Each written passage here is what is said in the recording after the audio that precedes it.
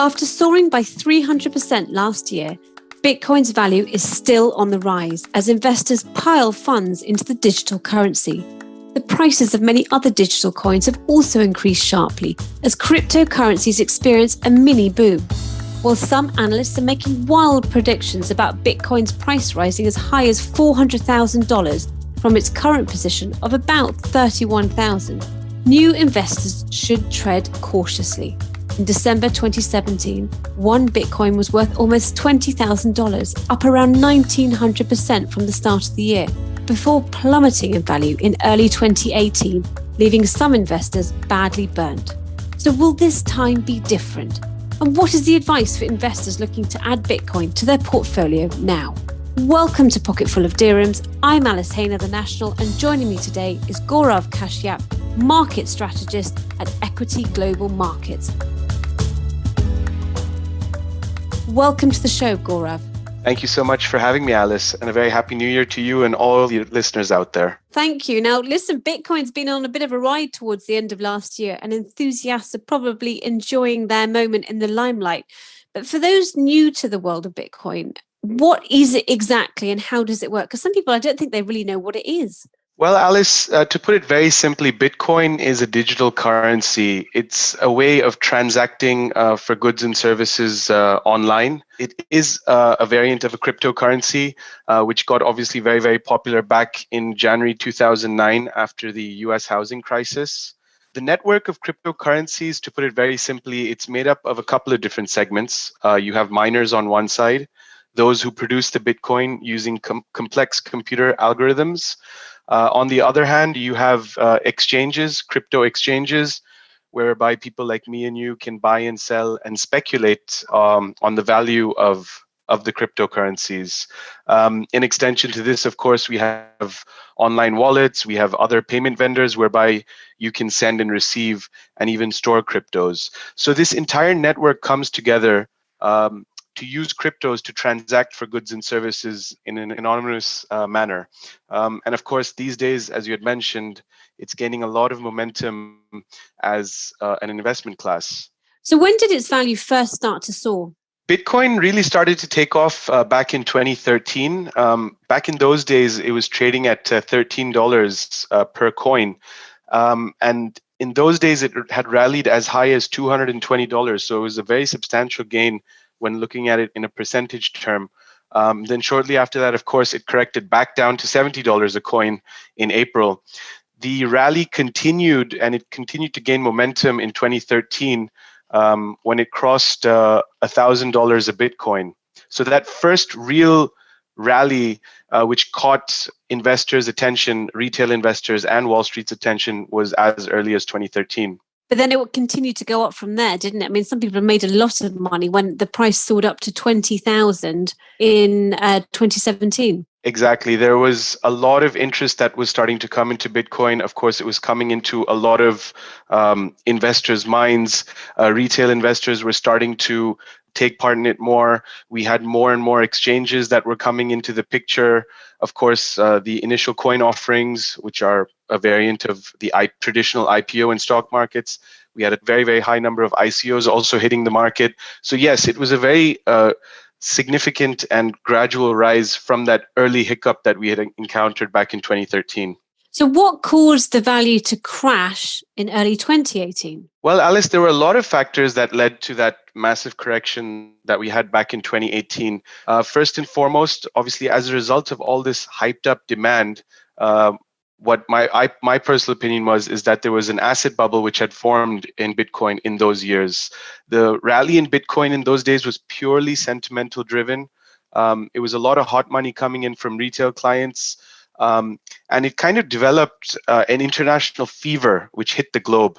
And of course, by the beginning of 2018, it started garnering a lot of attention from the finance world and its leading professionals. So of course, those days, JP Morgan's CEO, Jamie Dimon, famously said he couldn't care less about Bitcoin, while legendary investor Warren Buffett called it rat poisoning squared. So there was no major institutional support coming from Wall Street, while retail support kept plugging it on, and this kind of shook a Bitcoin when it was not being supported so much by the institutional space. Finally, of course, the U.S. Security and Exchange Commission, they refused to approve an approval from a Bitcoin-backed exchange-traded fund. So this further shook Bitcoin bulls. So all these factors came together, which caused the correction to take place back in 2018. Now, since then, it's been a bit quieter. I mean, it's still, it's had a few rises and falls, but the kind of surge that we saw at the end of last year was quite dramatic. So what's driving the rise this time? I mean, is this general uncertainty around COVID? Are people looking for another place to park their cash in these crazy times? Most definitely, COVID has led to a ton of market volatility. That's across cryptos, that's across currencies, that's across commodities and the stock markets. Eventually, over the months of 2020, the derailment of the US dollar, which really depreciated in the second half of 2020, is what saw a lot of money piling into Bitcoin as well as other asset classes. If you look at the performance of the Dow Jones, there was that sharp reversal that took place from April all the way to December. We saw dollar weakness take euro higher, the British pound, gold, as well as Bitcoin. So COVID definitely had a massive impact on the crypto investing space. So how far can it go now? In large parts of the world are now going into another lockdown. And people are talking about prices as crazy as $400,000 a coin. I mean, is that really viable? Can we really go there? To be honest, Alice, I think 400,000 and higher is very, very viable. I'm not ready to put a time frame on it, but if we do see that level in a few years, I really would not be surprised. And the reason I'm saying this is because I believe we're at the beginning of a Wall Street gold rush into Bitcoin. Big investment banks are now starting to write about it more aggressively in notes to their institutional and hedge fund investors. Billionaires and other funds around the world are starting to pour into Bitcoin. We famously had CEO Michael Saylor of MicroStrategies. He tweeted back in December of 2020 that his firm, MicroStrategy, invested up to 650 million into Bitcoin, taking their holdings up to 1.6 billion. Skybridge Capital, headed by Anthony Scaramucci, with whom I did an interview right before the election last year, also filed an amendment with the Security and Exchange Commission to allow their 3.6 billion fund to start investing in Bitcoin, which just as of 2 days ago has been launched under the Skybridge Bitcoin Fund. Again, Mexican billionaire Ricardo Salinas Pliego recently revealed that 10% of his net worth has been converted into Bitcoin. And finally, Raul Pal recently tweeted that he also converted 98% of his holdings from gold into Bitcoin and Ethereum. So my point of this is a lot of smart people, institutional investors, short callers on Wall Street are saying these types of things. And this institutional demand from Wall Street and these billionaires will eventually see Bitcoin hitting those highs of 300,000, 400,000. And the scary thing, Alice, is this doesn't even account for retail participation yet, which will take it to even higher levels, in my opinion. Wow. So anyone listening to this is going to be quickly creating their digital wallet right now if they haven't already done so. I mean, that's pretty a wild speculation looking ahead. Now, I'm sure you're absolutely correct, but for people looking to make big money fast, that's quite an opportunity. But it's a really volatile market, isn't it, Gaurav? So the wild swing upwards can also be matched by very wild swing downwards, and you've got to be quite a hardy investor to kind of keep up with that. Absolutely, Alice.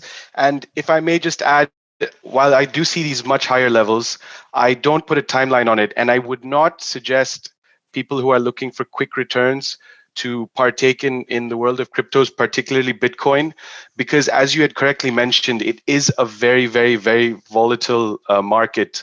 I mean, during bull runs in Bitcoin, you will always encounter sharp pullbacks and drawdowns.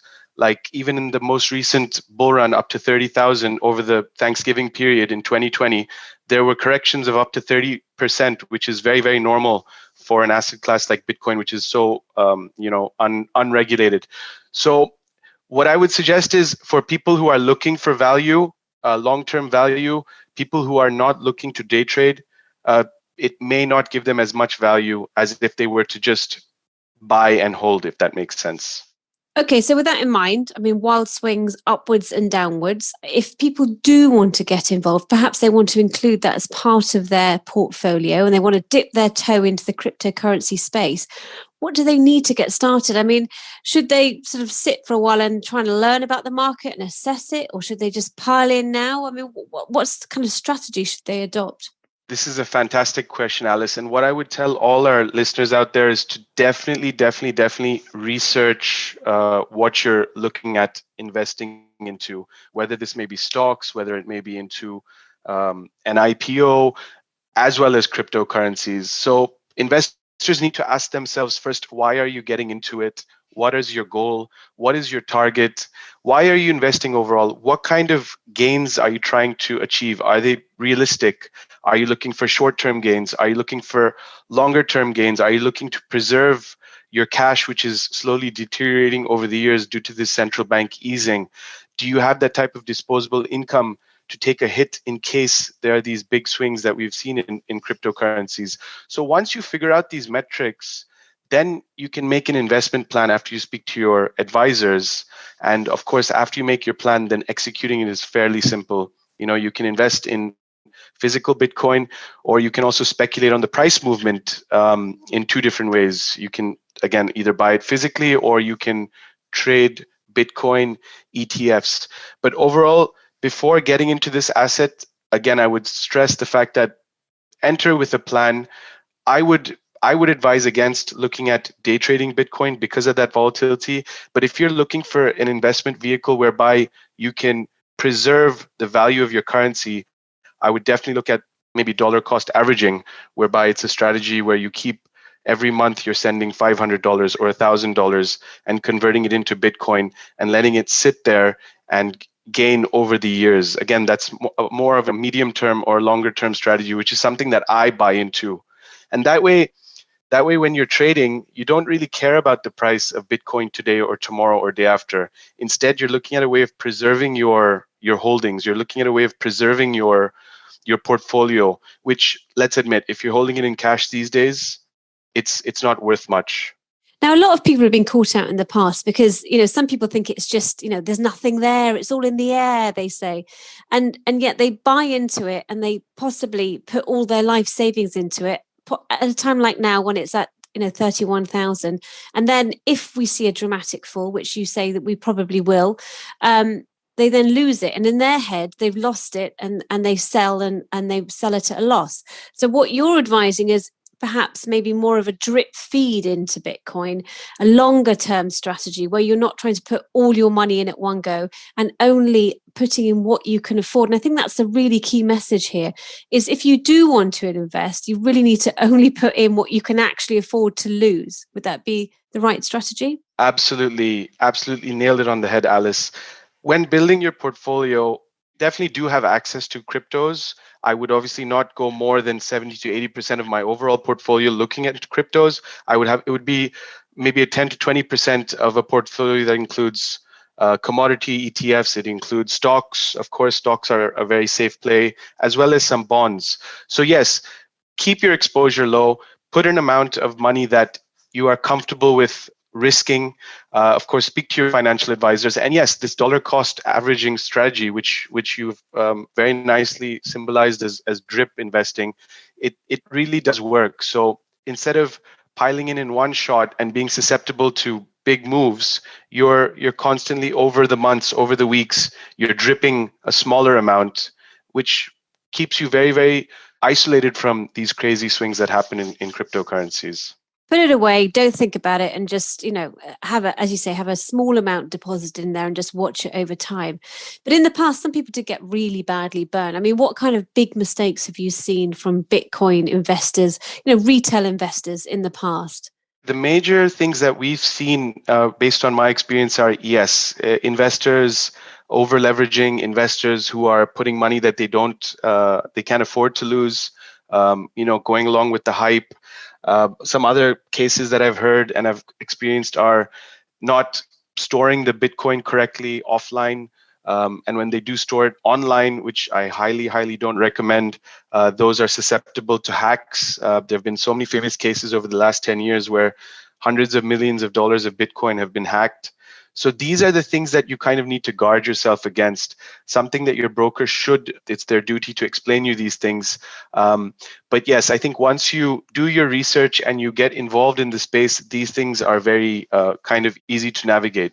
So, how should people do it? You've talked about investing in a Bitcoin ETF or about getting a digital wallet. What ways can people access Bitcoin? And talk to me a little bit more about making sure that you're storing it in the right way as well. In my opinion, I think the best way to trade Bitcoin or to hoard Bitcoin or to preserve Bitcoin is to you can buy it from one of the many exchanges online. One of the more favorite and more secure ones, in my experience, has been Coinbase. Um, so once you purchase the Bitcoin, you can then upload it into a wallet, an online wallet, or you can buy these special pen drives, these hard drives, whereby you can download the Bitcoin into that specially created hard drive for cryptos. And then, of course, you can store it offline on this piece of hardware and have access to it whenever you want to. That's the most safest and most secure way. I would urge our listeners to never store it online. I know PayPal has recently come up with a wallet for Bitcoin, but again, that doesn't really work in my opinion because you can't take the Bitcoin out of PayPal. It'll always be sitting in PayPal's records. So there are many hardwares that you can do this. It's as simple as getting the code onto your laptop once you purchase it from Coinbase, and then of course downloading it into your hardware. It sounds complicated, and lots of people have to learn if they want to go down that route. Personally, I've never invested myself, but who knows? But I mean, when you're thinking about cryptocurrencies, generally some people think that's reserved for the enthusiasts, people who've kind of throwing everything at it. But do you think it has the potential to be part of everybody's portfolio, as good as gold traditionally has been? I mean, gold's always had that traditional place, a store of secure value in your portfolio. Do you think Bitcoin will actually get a niche like that as well? For sure, Alice. For the two reasons I mentioned, it's already such a big part of the payment solution ecosystem currently to transact for goods and services, but also as an investment class because of this Wall Street rush into Bitcoin. I think investors will start to take it a lot more seriously. It will start to form parts of people's portfolios. I do think that the downside of it is that I don't ever foresee central banks fully coming on board with cryptocurrencies because, of course, that is an alternate to their traditional fiat currency systems, which would be challenged. And of course, because there's no oversight on cryptos, it never will be fully acknowledged by global central banks. But having said that, the demand from investors, the demand from the payment services will always keep it in demand. There's so many cryptos out there, actually. I've been waiting to see which particular crypto will kind of win the one horse race. So far, that's been Bitcoin, but it'll be very interesting to see how that space consolidates over the next few years. I mean, you talk about the other digital currencies, and there's a lot of them. I mean, Ethereum, for example, is the second biggest cryptocurrency, and it's gained 465% last year. What's the outlook there? There are a bunch of cryptos out there, Alice. The last I checked, there was something like 7,000 listed cryptos that had launched. But out of those, there are probably only about 10 to 15 which have a market cap of over more than $1 billion US. And out of these, the bigger ones to keep an eye out for, of course, other than Bitcoin, would be, of course, Ethereum, Ripple, and Tether. But again, it all depends on how this consolidation will take place over the next few years. What we're tending to see is you see a sharp rally in Bitcoin. You see that rally also coming into Ripple as well as Ethereum. You see a big correction in Bitcoin that's also affecting Ethereum and Ripple, for example. So they're all very, very correlated. And I would expect this consolidation to probably weed out some of these smaller cryptos. And over the years, we'll have less and less and less until we do reach that part of investing where there's only a few cryptos to choose from. And what about the wider acceptance of cryptocurrencies as a payment method? I mean, in October, the Bank of England governor cautioned against using Bitcoin for payments. Do you think this will change in the future? I mean, can I do all my online shopping using Bitcoin further down the line? So there's actually a lot you can do with Bitcoin. Of course, online shopping, furnishing your home, paying for online subscriptions. But Again, I don't think it's going to overtake of course, our current fiat currency system. In fact, I hosted another webinar with Mohammed Al-Arian, who is the chief economic advisor of Allianz, and he had something very interesting to say. He said that central banks, global central banks, they have and they will always continue to approach cryptos kind of with a mixed feeling. On one hand, he said that they'll try to gain as much as insight into cryptos as to how they operate, the tech behind it, the demand behind it. And on the other, they'll always remain slightly suspect towards it because ultimately it goes against their fiat system and they don't have any control over an unregulated crypto. So cryptos taking over would mean central banks would lose control, and that ultimately they will never do. Well, it's certainly something to watch for the future. So to wrap up, what is your best advice for the novice Bitcoin investor right now? Should they hang back, just watch what's going on, do their research, or should they dive in? Oh, that sounds risky. Bitcoin is going to be a big part of our ecosystem. They perform a very specific function, albeit limited, and it's always going to make up a big chunk of our global payment solution network. For all the things that we've discussed today, I would take it seriously. I would understand it more. I would research it, but I wouldn't get too carried away with it. Have some exposure to it with what we discussed, that dollar cost averaging every month, putting a few $100s which come out of your savings, which don't hurt, but only after you make a plan. If you have a plan to day trade it, but can't sustain these wild swings, then perhaps it's not the right asset class for you. If you're looking for an asset that will retain its value, give you decent growth over a medium to longer term horizon versus what cash, in my opinion, won't do, then it's something I would definitely look into. But have a plan, research it, discuss it with your financial planner, and then you can dollar cost average into it. And I suppose in this era of very low interest rates, that's quite a lucrative proposition for some people, isn't it? Alice, just look at what your dirhams or what my dollars can buy these days. The cost of a simple Coca-Cola has gone from 1 dirham up to 3 dirhams in the last 10 to 15 years. That's a crazy level of depreciation. My dirham is buying 3 times less than it could 10 years ago. So amidst this global massive central bank easing that we're seeing across the globe, our dollars, our dirhams will eventually buy less if these trends continue. So in my opinion, it's much better to move that money into assets which are outperforming and which have a higher way of giving you better returns. Well, thank you very much for your insights, Gaurav. Thank you, Alice. Always a pleasure. Thank you this week to Gaurav Kashyap. If you would like advice on your personal finance issues, you can write to me on pf@thenational.ae. And remember that PF stands for personal finance. Please do subscribe to the podcast in your podcasting app to receive weekly updates and leave us a review so we know what you think. This episode was produced by Arthur Edison. I've been your host, Alice Haine.